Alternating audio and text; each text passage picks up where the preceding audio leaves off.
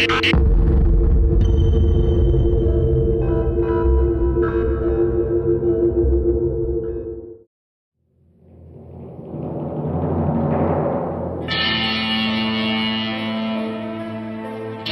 Chanteloup-en-Brie, on a pu croiser une série de chapeaux et de chaussures qu'on a peu l'habitude de voir dans la ville.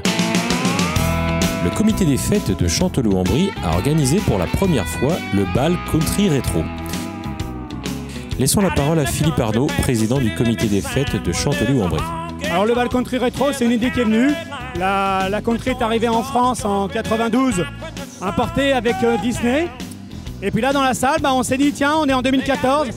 On va rappeler tous ceux qu'on dansait il y a des années pour remettre les premières danses. Les danses qu'on entend là, c'est les danses qui ont servi à lancer la country en France, avec différents rythmes.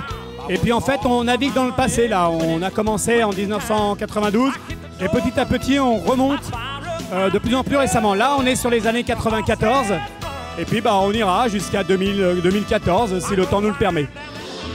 Laissons la parole à Alain Mangelot, président de l'association Country Music Association France, qui va nous expliquer comment se sont développés tous les mouvements country dans notre pays. Ce sont des danses qui étaient très dansées il y a une vingtaine d'années, maintenant ça a beaucoup bougé. Et tous ces gens-là, ils sont partis.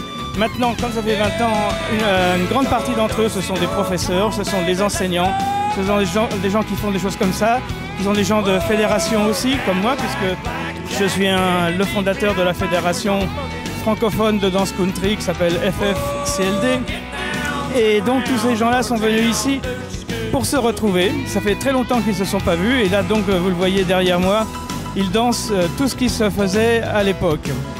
La danse en France, la danse a commencé avec l'arrivée de Disney, d'Euro Disney. Parce que Euro Disney avait construit le Billy Bob's, le saloon, le Billy Bob's, qui est un peu comme celui qui existe aux États-Unis à Fort Worth.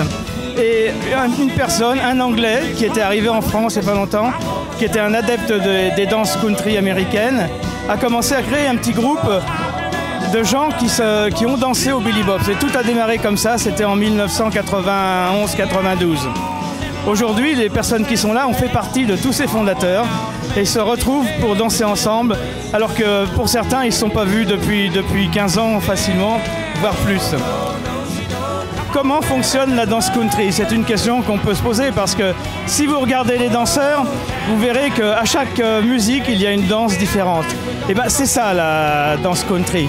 En fait, dès qu'il y a un groupe anglais, américain, voire français, parce qu'il y a aussi des Français qui travaillent, beaucoup de groupes musicaux qui travaillent pour la danse country, un chorégraphe va établir une chorégraphie. C'est-à-dire qu'il y a autant de danses possibles que de musiques qui sortent. C'est la particularité de cette danse tout à fait étonnante.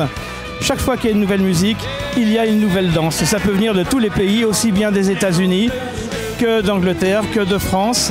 Et chaque danseur peut devenir son propre chorégraphe. Après, bien sûr, c'est le meilleur qui gagne. Alors, si vous voulez plus d'informations pour partager ce type de rendez-vous musical et dansant, rendez-vous sur le site www.cmafrance.com.